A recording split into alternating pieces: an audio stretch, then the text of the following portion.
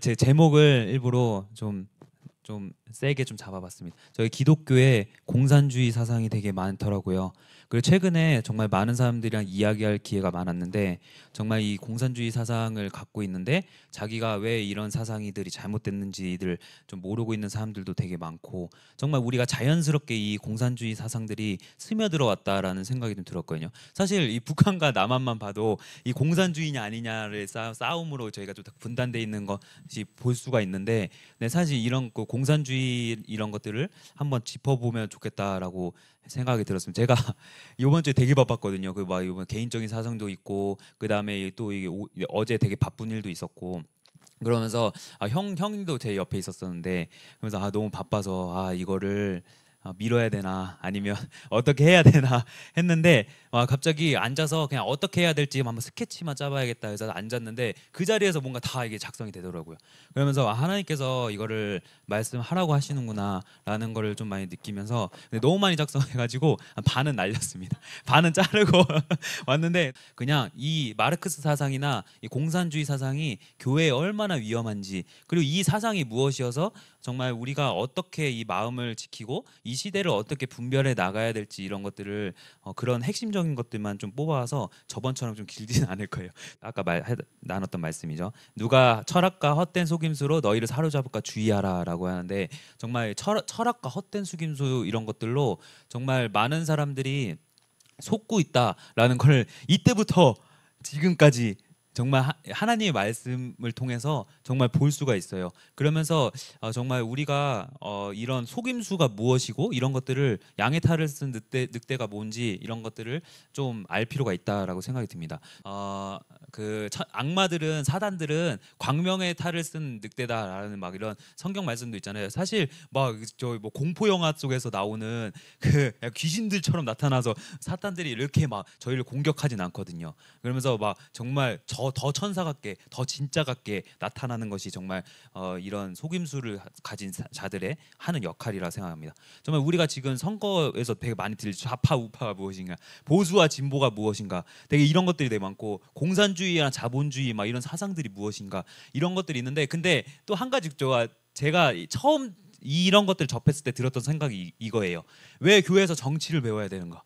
왜 정교 분리라고 하는데 정치랑 교회가 분리가 돼야 된다고 하는데 왜 교회에서 정치를 알아야 돼? 약간 이렇게 저는 이렇게 반감이 샀거든요. 그러면서 이게 따져 보면 왜 배워야 되는지 아실 겁니다. 프랑스 혁명 저희가 첫 시간에 얘기했던 거 기억나시죠? 프랑스 혁명이 딱 일어납니다. 인본주의의 극대화가 된 이 프랑스가 정말 인간의 힘으로 한번 혁명을 일으켜보자 하면서 프랑스 혁명이 일어나면서 정말 많은 사람들이 살이 나가고 특히 기독교인들이나 성직자들이 많이 죽임을 당하는 걸 볼 수가 있어요. 그러면서 프랑스 혁명이 끝나고 이 좌쪽이랑 우쪽에 사람들이 있습니다. 좌쪽에는 자코뱅당이라는 이 급진적인 정책을 해서 모든 걸 다 쓸어버리고 우리만의 평등한 세상을 만들어 가자라고 하면서 이제 상대적으로 가난한 소시민층과 이제 대중의 이제 지지를 기반으로 삼고 정말 강력한 중앙 집권의 그 강력한 정부를 세워서 정말 이 가난한 사람들을 함께 잘 먹고 잘 사는 평등한 세상을 만들자라고 했던 게 자코뱅당이라는 곳이고 우쪽에는 지로등당이라는 사람이 있었습니다. 그런 파들이 있었습니다. 온건한 정책을 주장을 하면서 부유한 부르주아를 대변하고 경제적 자유주의의 이념 아래 온전한 온건적인 이제 공산주의 공화주의를 공산주의만 계속 봐가지고 공화주의를 이제 주장을 합니다. 이제 공화정이라고 하죠. 미국에도 이제 공화정이 있잖아요. 그 공화정에 따온 겁니다. 여기서 그래서 이제 지로등당에 쓰면서 좌랑 우랑 이렇게 앉아가지고 이제 사람들이 이제 막 이제 서로 이게 여러 가지 이제 법안들이나 이런 걸 할 때 여러 파들로 이제 이렇게 나눠지기 시작합니다. 근데 이때 당시 좌우는 그래도 괜찮았어요. 프랑스 혁명 당시 좌우는 괜찮았는데 근데 문제는 여기서부터입니다. 마르크스 사상이 들어오기 시작해요. 마르크스 사상이 들어오면서 사회주의 이론이 들어오고 공산주의 이론이 더 극대화되면서 정말 이 좌파 우파의 이 기본 개념 자체가 다 흐트러집니다.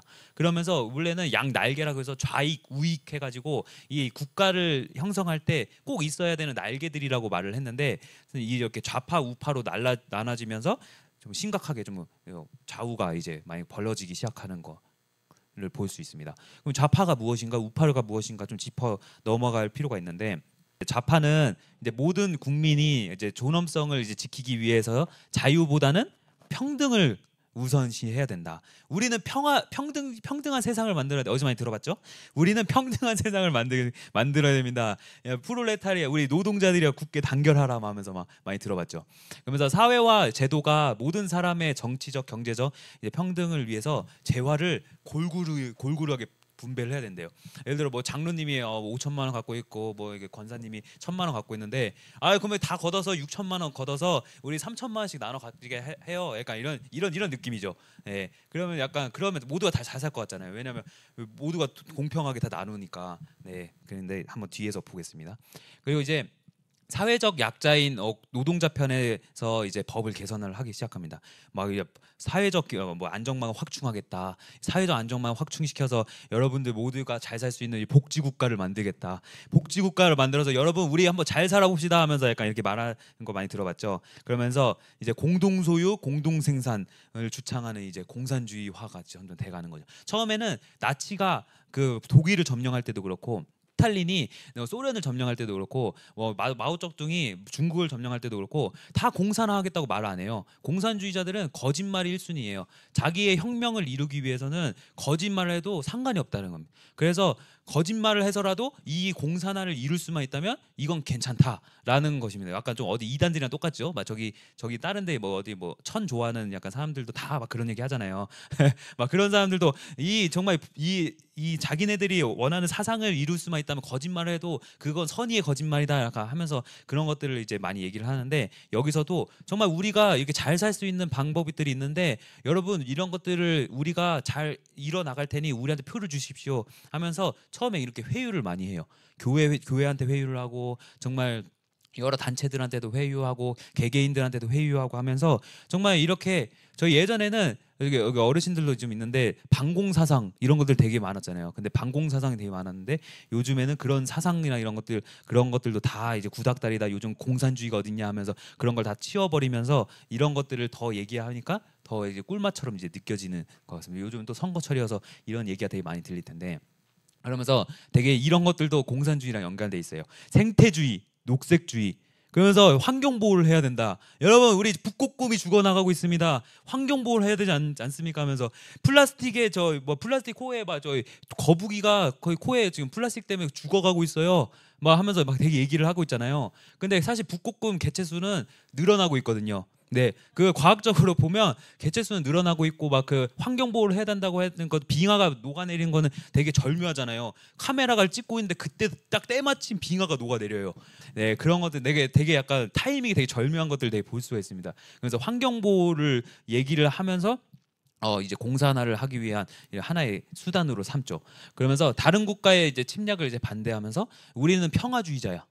여러분 우리 북한과도 평화롭게 우리 화친하면서 살아야 됩니다 하면서 악수하면서 막 이렇게 막 그 김정은이랑 되게 친하게 지내려고 하는 그런 사람들 많이 봤죠. 이러면서 우리는 평화주의자, 반제국주의야 하면서 무정부주의자로 나중에 넘어갑니다. 그래서 정부가 이제 필요가 없다 하면서 그러면서 인류의 보편적 평등을 내건 이제 반인종주의 하면서 우리 모든 인종들도 다 하나다라는 것을 또 얘기를 하면서 이 좌파 사상이 정말 깊숙하게 들어오면서 그런 거 있잖아요. 난 평화주의자야. 나는 약간 정말 사람들이랑 싸우는 거 별로 싫어하고 아니면 나는 뭔가 이게 환경 보호를 되게 잘하기 위해서 정말 사람들한테 뭐 패기치는 것도 싫어하고 막 이런 식으로 막 되게 뭔가 얘기를 하고 하는 것들 속에서 이 내 머릿속에 어떤 사상이 들어가 있는지 한번 생각해 볼 필요가 있어요. 우파는 무엇인가? 우파는 이제 아까 그 평등을 얘기했잖아요. 근데 이 자유를 이제 최우선시 생각을 합니다. 근데 사실 이거를 많이 다루고 싶은데 또 이거에서 다루면 좀 시간이 좀 오래 걸려서 여기까지만 하겠습니다. 그래서 자신의 운명은 이제 자신의 책임하에 스스로 가꾸고 성장하는 것을 가장 행복한 길로 얘기합니다. 약간 아까 좌파는 어떤 느낌이냐면 뭐 저한테 해주세요. 막 국가가 해준다고 하면 좋아요, 해주세요. 이렇게 원하는 사람이라면 이제 우파 사람들은 모든 걸 자기가 다 이제 뭐 남의 도움 받기보다는 자기가 다 꾸려 나가는 거를, 그리고 자기가 성장해 나가는 거를 이제 행복한 길이라고 생각하면서 여기면서 사람들한테 가르치고 그거를 좋은 길로 이제 많이 나아가고 있습니다. 그러면서 이제 국가는 이제 개인이 할 수 없는 것들, 뭐 국방이라든지 경찰이라든지 치안적인 것들이라든지 약간 뭐 국가의 힘이 필요한 것들이, 최소한의 국가의 힘이 필요한 것들을 제외하고 개인이 해야 된다고 이제 주장을 해요. 그러면서 이제 뭐 외부적으로 침략하는 건 개인이 아무리 해서 할 수가 없잖아요. 근데 그 외적인 것들은 이제 개인이 해야 된다는 것을 이제 주장을 합니다. 그러면서 1인 1표. 예, 저희가 어떤 뭐 돈 많은 사람한테는 5표를 주고 저 돈 없는 사람한테 0표를 주고 그런 건 아니잖아요. 저희 뭐 6월 3일 날 되면 다 한 사람당 한 표씩 받아서 한 표에 도장을 찍고 한 표만 집어넣습니다. 맞죠? 네, 그래서 한 1인 1표를 행사해서 이제 대표하고 이제 선발을 합니다. 그러면서 이들 대표가 국민의 여론을 기반으로 정치를 수행하는데 이제 필요한 이 대의민주주의를 이제 말을 하고 있어요. 아까 말했던 것 중에 심각한 거, 이제 마르크스 사상이 들어왔다 했잖아요. 이 마르크스 사상이 들어오고 나서부터 심각해집니다. 아까 목사님도 잠깐 얘기하셨는데 유물론, 물질적인 세계만이 답이다라고 막 얘기를 해요. 그러면서 이 물질적인 이 생산 수단에서 이 경제적인 이 우리가 활동들을 해왔는데, 그러니까 이런 것들이 다예요. 그러니까 이 세계가 다인 거예요. 그래서 이 세계가 다면 문제점이 뭔지 아세요? 신을 부정하게 됩니다. 네, 신은 없어. 그러니까 이 세상이 단데 어떻게 신이 있을 수가 있어? 그러면서 그냥 이런 것들이 단데, 그러면 우리의 생명이 단데 그냥 우리는 그냥 수분 뭐 70% 이상인 그냥 하나의 물질적인 것뿐이야 하면서, 그러면 삶의 희망이 없어지게 되고 우리의 삶의 목표가 없어지게 되고 우리 삶을 왜 살아가는지 이제 뭐 이런 것들을 모르게 됩니다. 그러면서 신을 부정하게 되고, 그러면서 아이들한테 이런 것들을 계속 주입하게 되면 아이들은 꿈이 없어져요. 그러면서 너 나중에 커서 뭐 할래? 여기 물어보면 모르겠는데요. 저 뭐 생각해 본 적 없는데, 약간 이런 식으로만 얘기를 하게 되는 것이 이 마르크스 사상이 너무 많이 침투돼 있기 때문에 그렇게 좀 돼 버립니다. 아까 우파적인 사상은 본인 스스로 이런 행동을 해서 가꾸어 나가면, 자기 삶을 가꾸어 나가면서 하는 것을 행복의 최우선 순위로 여겼는데, 이제 여기 마르크스 사상은 이 모든 게 물질적인 사상이기 때문에 나도 물질의 일부이고, 그러면서 나는 그냥 살아갈 의미가 없는 약간 그런 사람으로 이제 많이 돼가죠. 그러면서 인간의 역사의 변화의 근원은 이제 물질, 경제적인 것이라는 단언을 하면서 영적 세계도 부정을 하게 됩니다. 그러면서 신도 없고 영적인 세계도 없어요.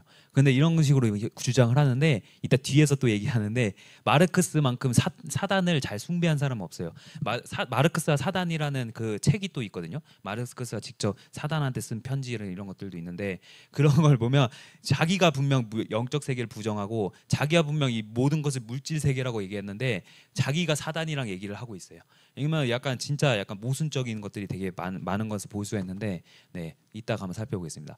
마르크스가 주장하는 사상입니다.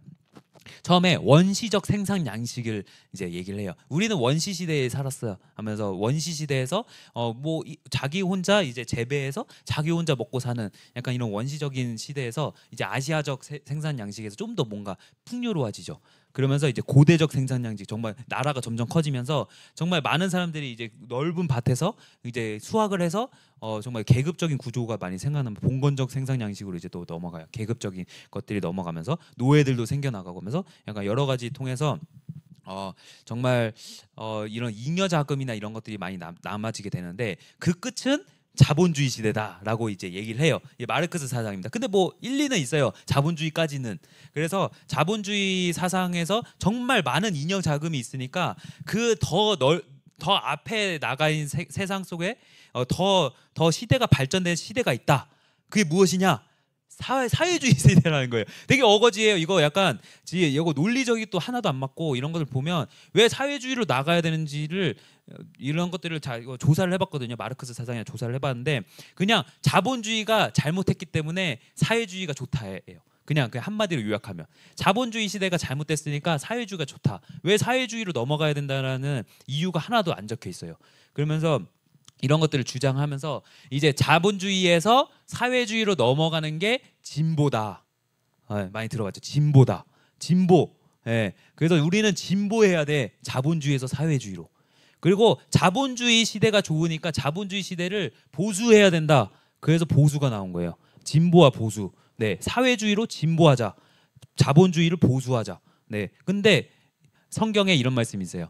내 능력과 내 손의 힘으로 내가 이 재물을 얻었다 말할까 하노라. 내 하나님 여호와를 기억하라. 그가 내게 재물 얻을 능력을 주셨음이라 하는데, 재물이라는 것을 성경에서 인정하고 있어요. 그러면서 하나님께서, 예수님도 나타나서 이 재물이랑 이런 것들을 인정을 하는데, 사회주의는 재물 자체를 인정하네요. 왜냐하면 모든 사람 것들을 다 몰수해서 그냥 평등하게 나눠주는 게 1순위니까. 사회주의는 그나마 재물을 조금 인정하는데, 공산주의는 완전 재물 자체를 인정하지 않아요. 내 소유가 하나도 없는 거예요. 이 마이크 이런 거 다, 이 컴퓨터 이런 거 다 그냥 공동 거예요. 내가 사용해도 되고 너 것도 되고, 뭐 내가 요즘 아이들도 그렇고 다들 막 핸드폰 좋아하잖아요. 아이폰 내게 하나도 없는 거예요. 다 공용으로 쓰고 있는 거고, 뭐 아이폰 자체도 없겠지만 그냥 뭐 내 거에 하나도 없고, 내가 나의 사생활도 하나도 없고, 그냥 뭐 모든 게 다 공유가 되기 때문에 내 것들 하나도 없는데, 성경에서는 그렇지 않다고 말을 하고 있습니다. 재물도 인정하고 이런 소유권이나 이런 것들 다 인정을 하고 있어요. 근데 아까 말했던 것처럼 뒤로 넘어가면 자본주의가 악하기 때문에 사회주의로 넘어가 더 잘 사는 시대라고 했잖아요. 마르크스는 자본주의에서 사회주의로 진보하자라고 했잖아요. 그러면서 사회주의로 넘어가면 다 만민들 다 잘 살고 유토피아 시대가 열리니 사회주의로 가자고 그래요.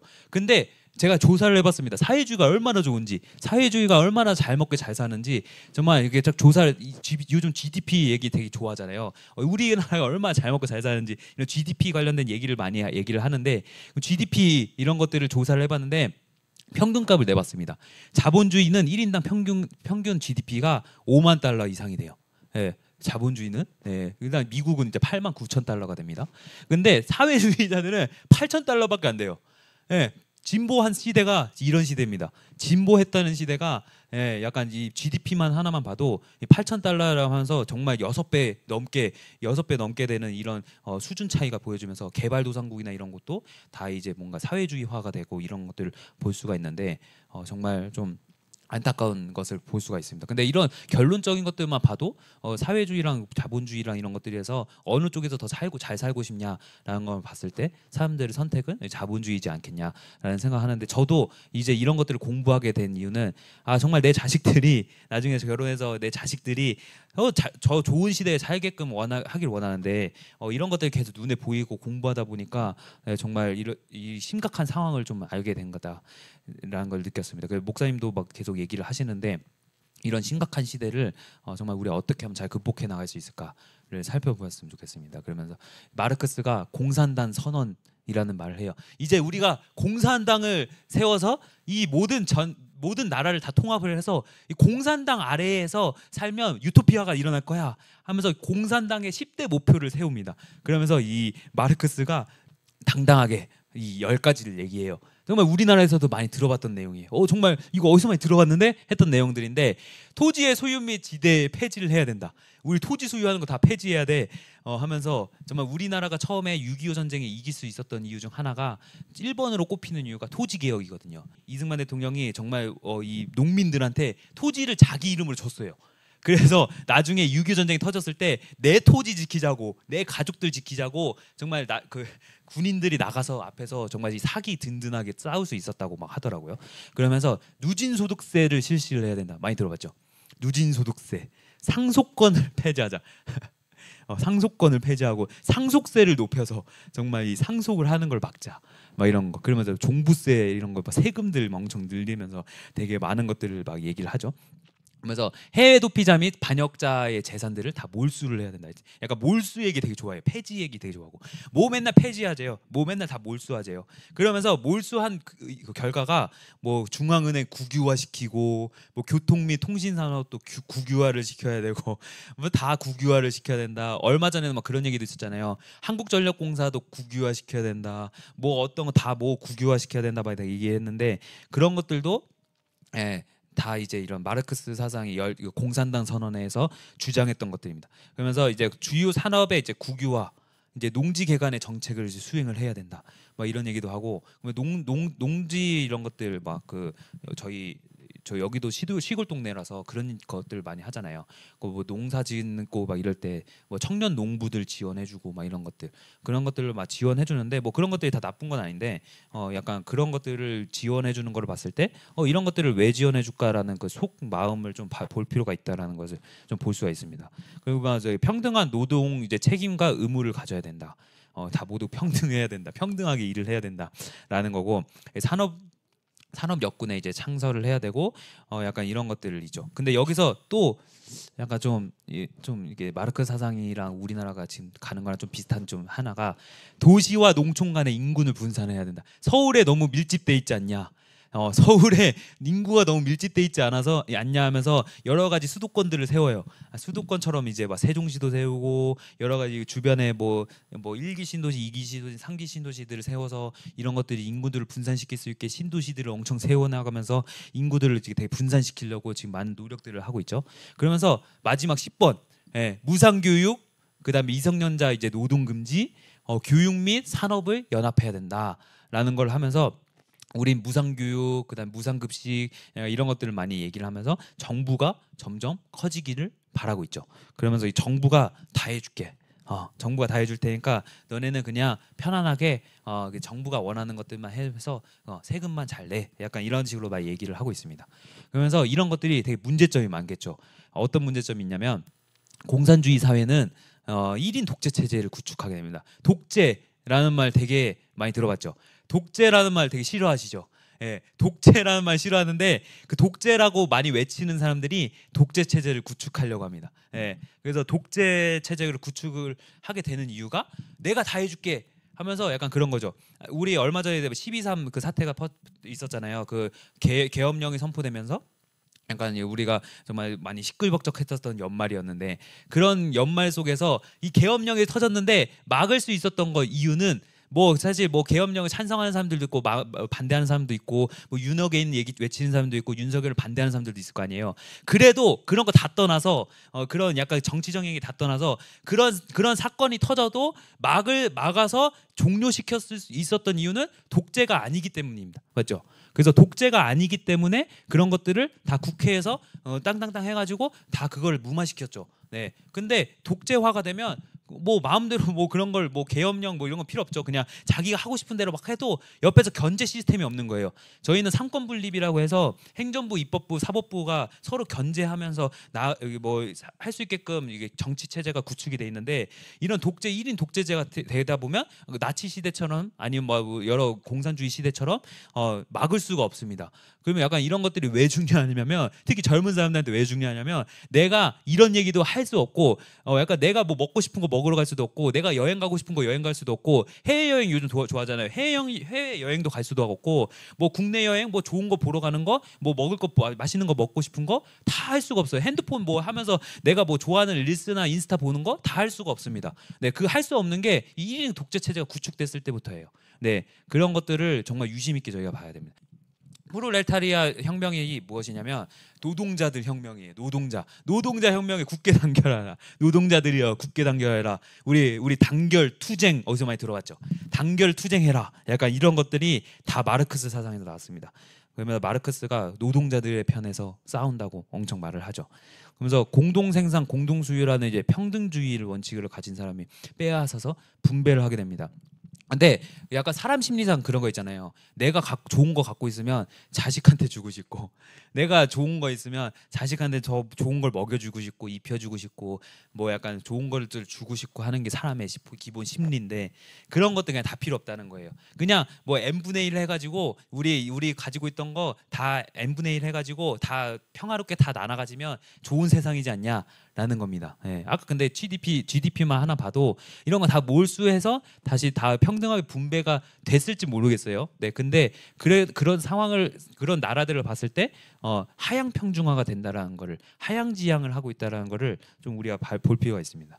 그리고 이 과정에서 공산주의 정부는 이제 모수부리에 아까 말했던 것처럼 권력을 쥐게 되면서 견제 시스템이 다 무너지게 되는 거죠. 그러면서 이제 공산당은 절대 권력으로 아무도 통제할 수가 없게 됩니다. 그러면서 이 과학 기술의 발전 없이는 생산력 발전을 달성하기가 어렵기 때문에 한 명이 이 권력을 쥐고 있기 때문에 모든 발전이 다 스톱이 됩니다. 다 멈춰요. 우리가 막 그런 얘기 하잖아요. 막 반도체 1위 뭐 K-팝 1위 막 하면서 여러 가지 1위 막 하면서 되게 막 강조하면서 저희가 우리 뭐 신난다고 하면서 되게 뭐가 많이들 많이 얘기하는데 그런 것들이 다 없어진다는 거예요. 뭐 내세울 수 있는 게 하나도 없어지죠. 네. 그러면서 따라서 이제 노동만이 경제적 가치일 수는 없다라는 것을 볼 수가 있습니다. 그러면서 이제 이 마르크스가 이 책에도 엥게스가 얘기했던 말이 있는데 죽기 전에 마지막 고민이 생겼어요. 내가 이 만든 사상이 내가 만든 이 이론이 정말 좋은 이론인데 왜 공산주의가 안 될까? 왜 공산화가 안 되지? 신기하네 하면서 약간 이러면서 되게 고민에 빠져요. 왜 공산화가 될 때 됐는데 왜 안 됐을까? 하면서 약간 깨달은 것들이 있어요. 마르크스가 이 소유 때문이다. 사람들이 소유하는 것 때문에 정말 이 공산화가 안 되는구나. 소유를 없애야 되겠다. 그리고 아까 말했던 것처럼 이 가족 단위가 되니까 가족한테 더 좋은 거 먹여주고 싶고 입혀주고 싶으니까 내 거를 안 내놔요. 그러니까 가족을 없애야 된다. 가족을 해체시켜야 되겠다라고 생각을 합니다. 그러면서 일부일처제는 나쁜 거구나. 우리 일부일처제 많이 강조하죠. 일부일처제는 나쁜 거였어. 하면서 일부일처제를 없애려고 이제 시도를 합니다. 일부일처제는 촌중이라고 말하면서 기생충과 같다라고 이제 말하면서 기생충을 발명하듯이 일부 이체자 이제 가정들을 파탄시키고 이 교회를 파탄시키고 소유를 파탄시켜요. 그래서 우리가 모든 걸 다 해체하자고 말을 하는 거예요. 기존에 있던 걸 다 해체시켜서 혁명을 하자. 성소수자한테 정말 이 좋은 권한을 주는 게 좋은 얘기를 하는 게 그 권리를 인정해 주는 게 뭐 인권적인 거이고 얼마나 좋아 보이냐 하면서 막 되게 얘기를 해요. 되게 지금 이 성소수자 얘기를 잘못 얘기 꺼내면 지금 막 엄청 막 비난을 받죠. 근데 그래도 이런 것들을 우리가 알 필요가 있는 게 이 마르크스 사상에서 일어났다는 겁니다. 아까 유물론, 신을 부정하고 이 영적 세계를 부정하고 하나님 나라를 부정하는 정말 이 유물론 사상 속에서 나왔던 것들이 다 이런 것들이죠.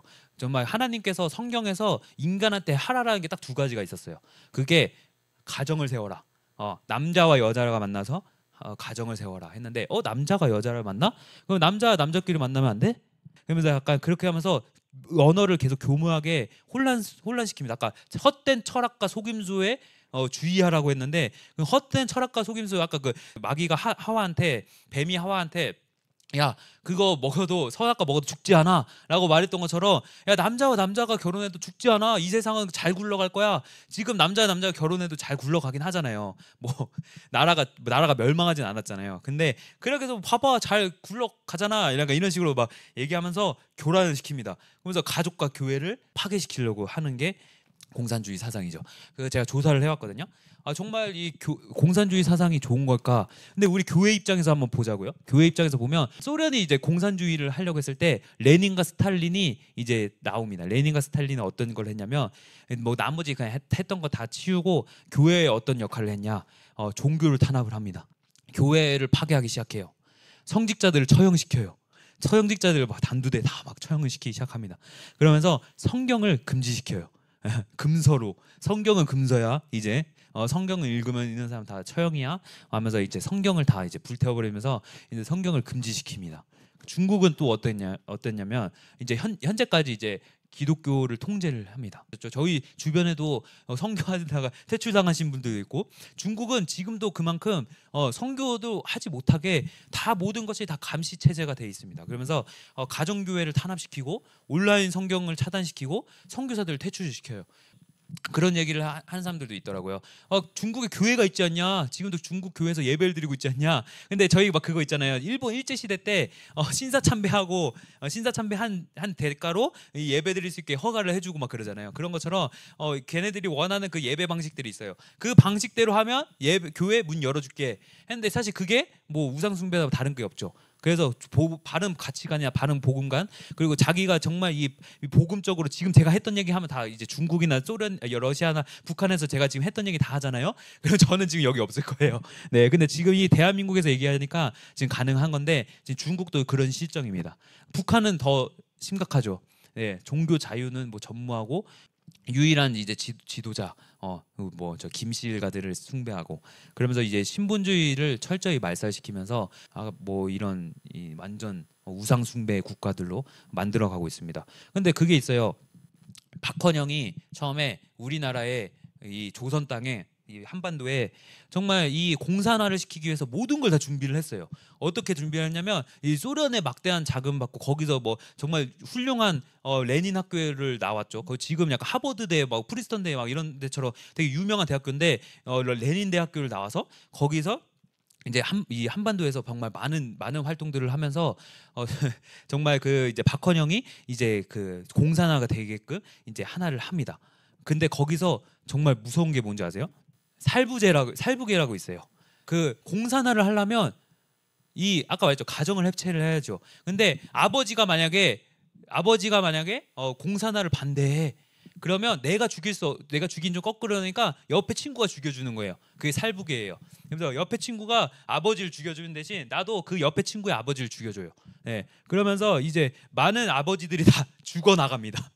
네, 근데 그게 살부계라고 했는데 이 김구의 백범일지의 그 살부계 이런 것들이 잘 자세하게 나옵니다. 그러면서 살부계를 통해서 아까 그 중국 마오쩌둥이 혁명을 일으킬 때도 모든 부모님들 다 죽였잖아요. 그러면서 가정을 해체시키는 거예요. 나의 위에 있는 이런 그런 뭐 나의 뿌리들을 다 부정시키는 거죠. 그러면서 너네들이 잘 살 수 있는 나라들을 만들어 줄게 하면서 그런 거에 현혹이 되면서 자연스럽게 이 공산화 사상이 들어가면서 살생이 일어납니다. 살생이 일어나는 아까 말했던 뭐 평화주의자라고 말을 했지만 사실 더 악랄한 이제 평화주의자가 아니죠. 예, 반평화주의자들이고 더 이제 살생을 즐겨하고 약간 그런 사상들인데 사실은 겉은 평화롭고 평등하고 약간 이런 것들을 막 내세우는 게 공산주의 사상이에요. 그러면서 기독교의 보수적인 가치들은 약간 생명을 존중하고 가정을 회복하고 노동의 존엄성을 회복하고 자유와 책임을 좀 회복하고 작은 정부를 하면서 아까 말했던 것처럼 작은 정부를 지향하고 신앙의 자유, 표현의 자유, 여행의 자유, 약간 이런 여러 가지 자유들을 정말 강조를 하면서 교회의 독립성과 이제 성경 중심의 이제 교육을 되게 강조를 합니다. 되게 아까 그런 것들은 되게 상비되죠. 예, 이런 것들을 봤을 때 우리가 내일 모레 이제 선거가 있는데 그 선거에서 그 저희 책자들이 다 왔잖아요. 그런 것들도 있고 여러 가지 이제 자료들을 뭐 조그만 검색해서 찾아볼 수가 있는데 이 사람들이 어떤 거를 지향하는지를 좀 보면 누굴 찍어야 될지 확연하게 보여질 겁니다. 이제 진보의 마르크스주의는 인간은 선하다. 구조가 문제다. 그래서 구조를 바꿔야 된다. 인간은 선하기 때문에 이 선한 인간들을 믿고 이 구조만 바뀌면 이 너네가 선한데 이 너네가 잘 먹고 잘 살 수가 없는 이유는 이 나라의 구조 문제야. 약간 이렇게 얘기를 하죠. 근데 이제 기독교 보수주의는 어떤 식으로 얘기하냐면 우리 인간들은 죄인이다. 죄인이기 때문에 예수 그리스도의 피로 우리는 씻음을 받아야 되고 그러면서 우리의 마음속에 변화가 일어나야 된다라고 이제 얘기를 하죠. 구조적인 문제가 있으니까 이 마르크스주의는 우리 혁명을 해야 된다. 투쟁 단결을 해야 합시다 하면서 구조가 전복이 되기를 바라면서 그것을 일으킵니다. 아까 말했던 것처럼 살부기나 이런 것을 통해서 아니면 여러 정부를 완전 뒤엎는다는 듯이 약간 여러 가지를 통해서 해결책을 제시를 해요. 근데 기독교 보수주의는 이제 회개를 해야 돼요. 우리 회개합시다.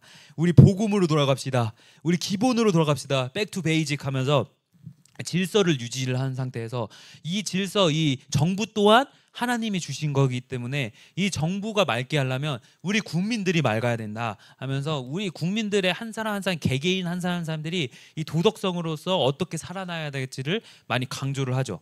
그러면서 이제 인간의 이성과 계급을 권위를 삼는 이제 마르크스주의라면 성경 하나님의 법을 우선시하는 이제 기독교 보수주의가 있습니다. 하나님이 우선이냐 인본주의 사상이 우선이냐를 봤을 때 확연하게 드러나죠. 그러면서 이제 가족을 해체하자 하면서 해체하는 1등이 그거예요. 차별금지법. 차별금지법을 찬성합니다. 차별금지법을 제정해야 됩니다. 우리 모두가 차별을 당하면 되지 않지 않냐 하면서 혐오금지법 해가지고 네 아무튼 혐오하지 말라 약간 이렇게 하는데 사실 그건 헌법을 잘 들여다봐도 헌법에 나와 있거든요. 헌법에 이미 기본 인간의 이런 기본적인 인권적인 것들은 다 구축이 돼 있어요. 근데 뭘 또 차별하지 말라냐라는 거죠. 근데 아까 말했던 것들처럼 마르크스주의를 차별하지 말라라는 거죠. 네. 근데 이제 기독교 보수주의는 가정은 창조의 질서의 핵심 요소다. 창조의 핵심 요소는 가정이고 하나님께서 제일 첫 번째로 가정을 세우시고 가정한테 생육하고 번성하라고 말을 했던 것처럼 가정의 중요성을 먼저 알고 있기 때문에 차별금지법 그게 무엇인 맛이냐, 차별금지법 반대한다라고 이제 외치를 한 거죠. 그러면서 이제 이렇게 점점 이제 시대적으로 이제 흘러가는데, 그러면서 이제 가족이 해체되면 정부도 해체시키려고 해요. 정체주의가 돼야 되고, 그러면서 무정부주의가 돼야 되고, 국가가 이제 독점하여서 국민을 다스리게 하면서 이 국가를 넘어서 이 전 세계적인 노동자 계급을 다 단결시키는 것이 공산주의의 목표입니다. 아까 보면 소련, 중국, 북한 다 공산화됐잖아요. 근데 신기한 거는 봐봐, 저기 멀리 있는 서유럽이나 미국이나 이런 데를 떠나서 이 우리나라 근처만 보면 다 공산화가 됐어요.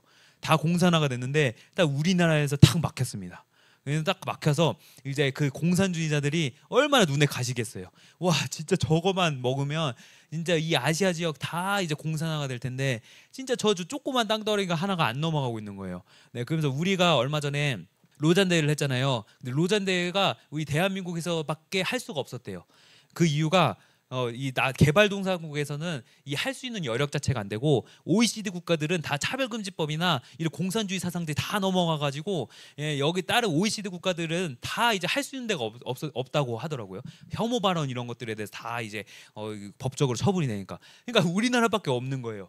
정말 초완전이라는 것을 통해서 이 우리나라를 계속 점령해 나가려고 하고 있습니다. 그러면서 아까 목사님이 아까 설교 시간에 얘기하셨던 것처럼 정말 우리가 엄청 혼란스러운 시대지만 그 혼란을 못 느껴요. 약간 지구가 자전하면서 엄청난 큰 소리를 일으키면서 이 지구가 자전을 하고 있지만 지구의 자전 소리를 우리는 못 느끼는 것처럼, 이 우리나라는 진짜 이 전 세계적으로 보나 이 정말 우리나라 내부에서만 보나 정말 이 중요한 시점이고 정말 중요한 위치에 있지만 그런 것들을 정말 우리가 못 느끼고 있는 것 같습니다. 다른 나라는 우리나라가 제발 넘어가지 말라고 기도를 엄청 열심히 해주고 있거든요. 네, 우리도 정말 기도를 열심히 해야 될 걸 믿습니다. 그러면서 이제 결론은 이제 지금 우리는 이제 선택의 이제 기로에 서 있죠. 네, 특히 이번에 공산화가 되냐 안 되냐 선택 기로에 있습니다. 그러면서 우리는 이제 진리의 편에서 싸울 것이냐, 아니면 거짓의 편에서 그냥 묵인하고 말 것이냐라는 것이 있습니다. 거짓과 진실 속에서 이제 부딪히는 싸움에서 보수주의는 이제 낡은 것을 지켜내는 것이 아니라 아까 말했던 것처럼 사회주의로, 공산주의로 진보하는 것을 막는 것이 이제 보수주의자라는 것을 좀 알았으면 좋겠습니다. 그러면서 인본주의, 인간 중심 사상은 결국 붕괴와 이제 혼란을 낳고 하나님 중심, 말씀 중심, 가정 중심 등 이제 보수적인 이제 가치와 세계관이 정말 이 나라에 회복되는 길이다라는 것을 이제 볼 수가 있는데, 공무원들은 기본적으로 들어야 되는 것들이 있어요. 성인지 교육을 모든 공무원들은 다 들어야 돼요. 근데 그 성인지 교육이 무엇이냐? 성평등. 어디서 많이 들어봤죠? 성이 평등해야 된다. 우리 남녀 간의 성을 뿐도 아니라 모든 성은 다 인정을 해야 되고, 인정하지 않으면 성인지 감수성이 떨어지는 사람이다. 인지 감수성, 이런 감수성도 만들었더라고요. 그러면서 이런 성인지 교육을 다 의무화를 시켜버렸어요. 그리고 아이들한테 이제 가르치는 이 교육 시스템이나 이런 거, 공교육에 있는 그런 교과서만 봐도 다 마르크스 사상들이에요. 그러면서 이 성교육, 아이들한테 중고등학생들한테 알려주는 그 성교육 시간만 봐도 되게 가관이에요. 네, 그런 것들을 다 설명하기 되게 어려운데, 근데 그런 것들을 우리가 관심 있게 보지 않았습니다. 네, 우리가 아이들이 뭘 배우는지 교과서를 한 번도 펼쳐보지도 않았고, 그냥 뭐 학교 가면 그냥 좋은 걸 알려주겠지 하면서, 그러면서 우리는 그냥 묵인하고 그냥 뭐 학교 그냥 뭐 가면 되겠지 하면서, 그러면서 묵인하면서 그냥 우리는 그냥 아이들을 뭔가 방치시켜 놓듯이 했는데, 저도 이제 이런 것들을 알아보면서 아이들의 교과서를 펼쳐보고 아이들이 뭘 배우는지 펼쳐보는 순간 이제 엄청 놀랐죠. 그러면서 그런 것들이 진짜 우리가 많이 먹혔구나. 우리가 이 공산주의란 이런 초완전 속에서 일어나는 이 전쟁 속에서 우리가 많이 이제 밀려져 있었구나라는 것을 느끼면서, 정말 우리가 이런 것들을 지켜내는 가치가 무엇이고, 우리가 하나님 중심대로 정말 매주 이 교회 나와서 주님, 정말 우리가 이렇게 나와서 정말 하나님 잘 믿게 해주시고 우리 가족이 평화롭게 해주시고, 아마 우리가 제가 무슨 사업을 하는데 어떤 취업을 하는데 뭘 하는데 정말 그런 것들 잘 먹게 잘 살 수 있게 해주시오라고 얘기를 하는데 진짜 이 잘 먹고 잘 살 수 있는 이 기반 자체가 무너지면 정말 이 제가 개인이 서 있는 그 한 사람 한 사람들이 정말 잘 먹고 잘 살 수가 없게 되는 거죠. 공산 시대가 되기 때문에 바울도 이런 것들을 책망을 합니다. 복음을 전하고 거짓 가르침을 전하는 것에 대해서 책망을 하기 시작을 해요. 갈라디아서에서도 말을 하는데 그리고 예수님께서도 이런 말씀을 하십니다. 거짓 선지자들을 삼가라. 양의 옷을 입고 너희에게 나아오나 속에는 노략질하는 일이라. 그들의 열매로 그들을 알지니 가시나무에서 포도를 또는 엉겅퀴에서 무화과 나무를 따겠느냐라고 하는데 아까 말했던 것처럼 평화를 외치는 사람들, 평등을 외치는 사람들이 살생을 일으키고 정말 그들이 어떤 열매를 맺는지를 우리가 지금 보고 그 다음에 또 보고 있는데 또 그런 것들을 좀 우리가 분별해 나갈 수 있는 눈이 있었으면 좋겠습니다. 네, 여기까지 하겠습니다. 감사합니다. 네.